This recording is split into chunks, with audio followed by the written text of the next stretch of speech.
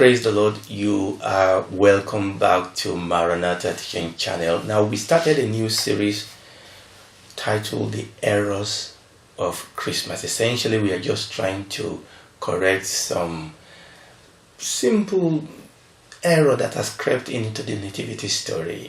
People have not often been true. Well, oftentimes, quite unintentionally, I have to say, to the true story as revealed to us in the scripture. But as a secondary objective, we are also looking at the question, should Christians celebrate Christmas? Now, we are not looking at that question exhaustively. We are just, looking at it in a very brief way. Praise the Lord, okay? So, this is what we're trying to do, looking at the Christmas story, essentially. Now, last time we tried to lay some foundation.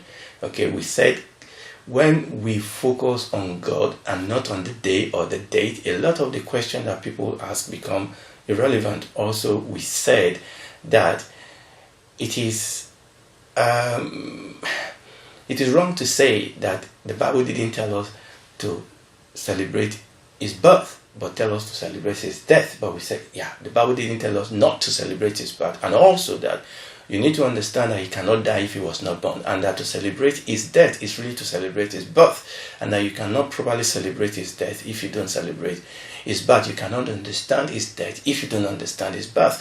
So really, it's superfluous for you to say that we don't need to celebrate his birth, we just need to celebrate his death. Now, before we move on today, let me read the nativity story from the book of Luke chapter 2. I will read from verse 1.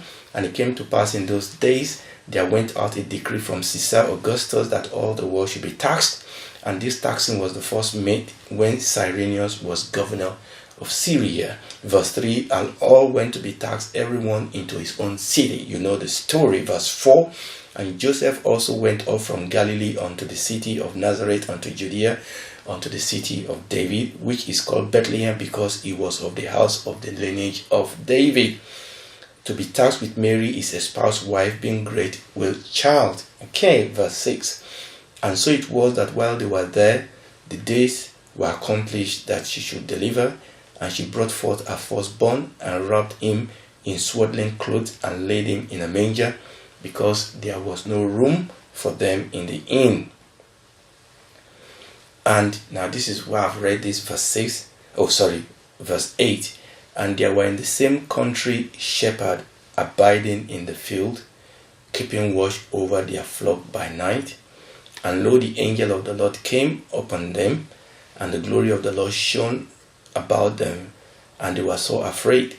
And the angel said unto them, fear not, for behold, I bring you good tidings of great joy, joy to the world, which shall be to all people. For unto you is born this day in the city of David a Savior, which is Christ the Lord. And this shall be a sign unto you. You shall find the babe wrapped in swaddling clothing, lying in a manger. And suddenly there were with the angel multitude of heavenly hosts, praising God and saying, glory to God in the highest, and on earth peace, goodwill towards men. Now, can you see God, angel, celebrated his birth? Why should we not? Praise the Lord. And we said the question is not, should we celebrate Christmas? The question is, how should we celebrate Christmas? That is the question. When we understand that God was doing something, now I'm not going to sit down on it. Somewhere down the line, we'll come back and sit down on, the reality, the substance, the spirit of this period. Yes, we need to strip it of all these, let's call it all these distractions that have been overlaid on it. Yes, we need to do that. It is the attitude, it is the way we celebrate it that is very important, so that we can understand, so that we can experience the glory and the power, praise the Lord, that is released by this period. Amen. Now, today, we want to look at the issue of the date. Wait, let's talk about it. Praise the Lord. Let's talk about the date. Was the Lord Jesus Christ born on the 25th of December? Now, we're going to talk about other issues related to that, but let's focus on this issue. Was he born on the 25th of December? And if he was not born on the 25th of December, so when was he born?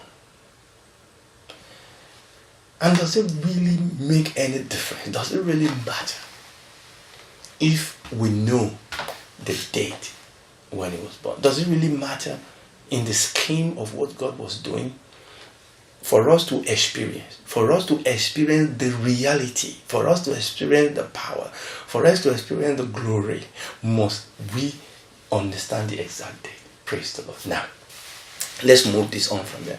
The first thing I will say is that if it is important for us to be 100% sure of the date, the very day and the very date in which the Lord Jesus Christ was born, God will have made it expressly clear. If it is important for us to understand the date or the day, exact date or date, for us to experience the glory and the power of what was released on the day, the Bible will have made it abundantly clear. Praise the Lord. So, the fact that the Bible didn't make it abundantly clear means to me that that is not the focus. That the focus is not on the day. The focus is not on the date. Now, the second thing I will say is this, that let's start with what we can all agree on. We can all agree, praise the Lord, we can all agree that the Lord Jesus Christ was born, and that is the most important thing. The most important thing is that the Savior was born. The most important thing is that God became flesh. We can all agree on that. Now, there was a time where some scholars, so-called, will challenge that there was ever a being in history called Jesus, but no scholar, what any source will even challenge that. There's just too many evidences for Jesus. So we have biblical evidences, we have extra biblical evidences. So no honest person, not to talk less about scholars, will even dare to challenge that fact.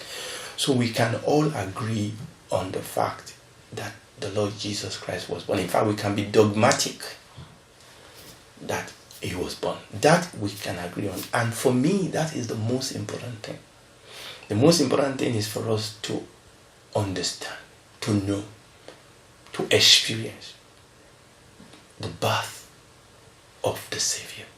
That God became flesh and dwelt among us. We can be dogmatic about that. Praise the Lord. We can insist on that he was born.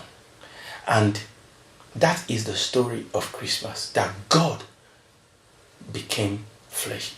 The angel said, you will call his name Jesus, for he shall save his people from their sin. His name is called Emmanuel, God with us. You know that story. Joy to the world. The Lord has come. Let earth receive her King. That is one thing we can be dogmatic about, and that is the focus, that the King has come, that God has come, that God became flesh. Our Savior was born. Praise the Lord. But can we be dogmatic about the date? Was the Lord Jesus Christ born in December? Was the Lord Jesus Christ born on the 25th? Does it really make any difference? Now, let's start this way. I've read quite a number of evidences that people have tried to provide against the 25th of December date of Christmas. Let me say that looking at all the evidences, I myself doubt very much whether the Lord Jesus Christ was born on the 25th of December. I doubt very much. But also, from my study, I realized that we cannot be dogmatic as to when the Lord Jesus Christ was born. Now, there are some scholars that have actually proven that the Lord Jesus Christ could have been born on the 25th of December, that the Lord Jesus Christ actually could have been born in winter period. And they have some good point, okay? Most of the people that argue against the winter birth of the Lord Jesus Christ or against the 25th of December birth of the Lord Jesus Christ tend to focus more on the shepherd, and that is the reason why I read that second chapter of the book of Luke. And the argument goes like this, that in winter, when the weather is very cold, that the shepherd usually bring in the sheep from the field, okay, and bring them in. So the fact that the angels, that there were shepherds in the field, out in the field, means that it could not have been winter period, which is understandable. I mean, that argument is an acceptable argument, but some scholars have actually argued that that is not necessarily so. That it's not necessarily so that the shepherd always bring in the sheep every winter. That sometimes in Israel you can have a very mild winter. For example, in UK, in fact, recently we've had some snowfall, but for a couple of years now, we literally haven't had a proper winter. For a couple of years. In fact, I was discussing this with a friend. My brother called me and was asking me about the winter because he read that the winter was disrupting a lot of things in UK. So I was telling him about the winter. But the truth is that actually for the last couple of years, we didn't have a proper winter. We hardly had snow. Snow. The snow didn't fall in my area for a couple of years now. So some scholars actually will argue that they can have mild winter, and in mild winter they don't necessarily bring in the sheep. Number one. Number two, they also argue, and this is very important. Now you need to understand the shepherd in the land of Israel, that they go for days and days because they have to look for pasture. You remember the story when Jacob sent Joseph to go and look for his brother. So as a shepherd in the ancient Near East in those days, they would take their sheep and they would go for days and days and days. In other words, this shepherd will be far away from home for days and weeks and sometimes months. But that when you read this nativity story that we've read in the scripture, it actually gives you the impression that this shepherd were close to Bethlehem. They were close to the city, which tend to suggest, and this is important, which tend to suggest that it is not in a period, that this period was not a period when the shepherd actually went far away from home. And some people have actually used this as an argument for a winter bath, that even during, number one, there's the argument of a possibility of a mild winter. Number two, that even in winter, the shepherd can still take the sheep out. The only thing is that they don't take them far away because it is winter. So because of that argument, some people have argued that you cannot necessarily insist against the winter bath of the Lord Jesus Christ. And I think that is legitimate. That is a legitimate argument. Okay? So, now this is important. Now, I've also had some argument, and very fine argument, of people that have used scientific tools, astronomical tools, scientific tools, and they look at feast in Israel, and they've actually calculated from using all these tools to try to present the fact that the Lord Jesus Christ could have been born maybe in September or October. And I think that argument is also legitimate. I've had April date, I've had September date, I've had October date, and all these scholars tend to believe that their date is the right date. And this is my point. We can be dogmatic about the birth of the Lord Jesus Christ, but we cannot be dogmatic about the exact day or date. We have to agree on that. That's the point. Okay, we have to agree that we cannot be dogmatic. Now, I once read a book by an author that actually feels that he could pinpoint the exact day, the exact date, and in fact the exact time when the Lord Jesus Christ was born, and he was using all these scientific tools and history of Jews and things like that, and he feels that he could actually pinpoint it. Well, that is legitimate point. But what I'm saying is this: we cannot be dogmatic. We can be dogmatic about the fact, the reality of the event, but we cannot be dogmatic about the date of the event. That is my point. Some people have even argued for early January date. Okay, praise the Lord. Now, the other point I'm going to bring into this, yes, now let's even assume that we know the day that the Lord Jesus Christ was born. You need to understand, obviously, that date will actually vary every year in Western calendar. Okay, remember the Lord Jesus Christ was not born in UK, he was not born in Germany, he was born in Israel. And the Jews actually follow a calendar that is different from the calendar we follow in the Western world. In other words, even if we know the exact date, that means we cannot celebrate it on the same date in the Western world because of the disparity in both calendar. It will fall on a different day every year. Remember, the Jews follow a different cycle. I'm not going to go into that. That's another teaching entirely. So, and you remember our Easter, for example, our Easter fall on different day every year. Yes. So even if we know the date in the Jewish calendar, that means in the Western calendar it will fall around the same area. Yes, to be clear about that, it will fall around the same period of the year, but it will fall in different date of the week. I mean of the month.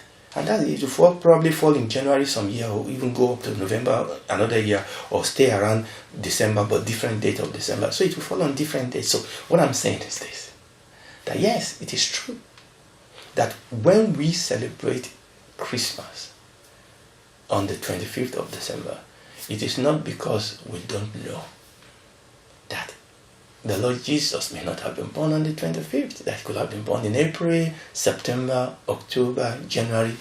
Pick your choice.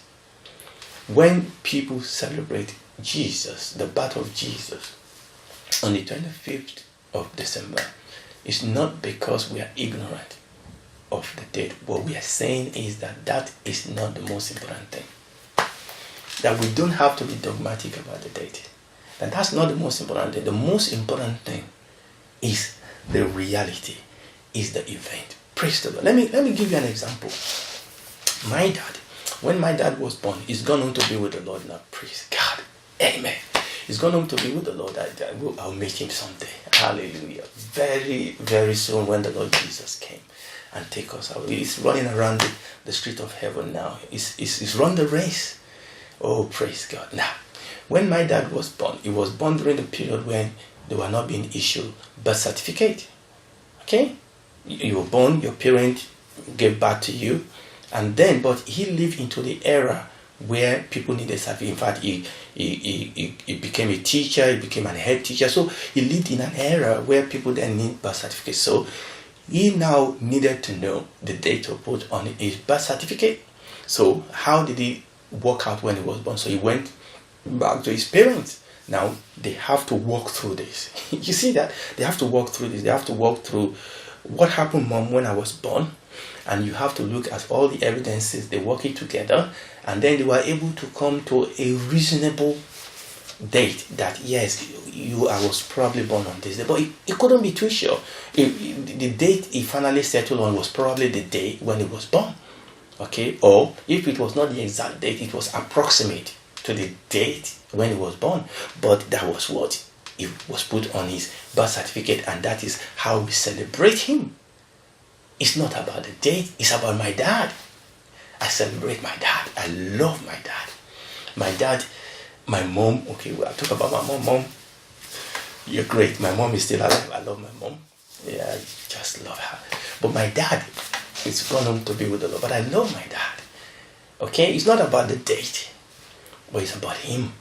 Praise the Lord. Let me give you another one example. You remember our whole calendar is based on the birth of the Lord Jesus Christ. We have the BC and the AD.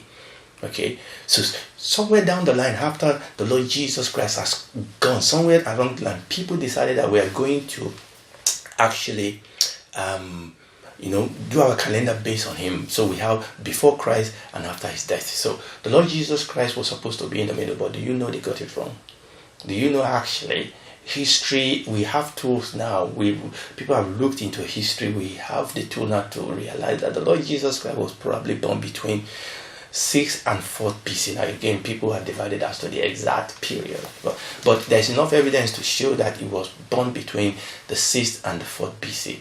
But these people that sat down to restructure the calendar after him, they were honest. They used the tool they had to the best of their ability to say, you know what, looking at this, but they didn't get it right. Well, have we changed AD? Have we changed BC? We haven't. We still continue to say before Christ and after his death. We still continue, but we've not changed it. It is the reality, people. It is the reality. It is what we celebrate. Praise the Lord. Praise the Lord. It is what we celebrate. And I will say this. You can even get the date right. Ask the Pharisees. The Pharisees had all the process in place, but they were dead. They have all the rules, all the regulation, but it was all legalistic. Oftentimes when I say people actually argue about Christmas, it's all legalistic. No life. No, please. It's all legalistic. They have it all dirty, they have it all cleaned up. But the Lord Jesus Christ said, you are dead inside. You clean the outside. We struggle, we argue about the outside. We say, but you are dead inside. And what about the Sabbath? They argue with the Lord Jesus about the Sabbath. You have to. The Lord Jesus said, listen, man was not created for Sabbath. Sabbath was created for man. And he said, the Son of Man is the Lord of Sabbath. So what I'm saying is this. Remember what we said. It's not about the day. It's not about the date. It is about the reality. It's about the reality of what we are celebrating. So, in conclusion today, yes, we cannot be dogmatic. We cannot be dogmatic about the date, but we can be dogmatic about the reality. We can be dogmatic about the fact that God became man. We can be dogmatic about the fact that God came to help us.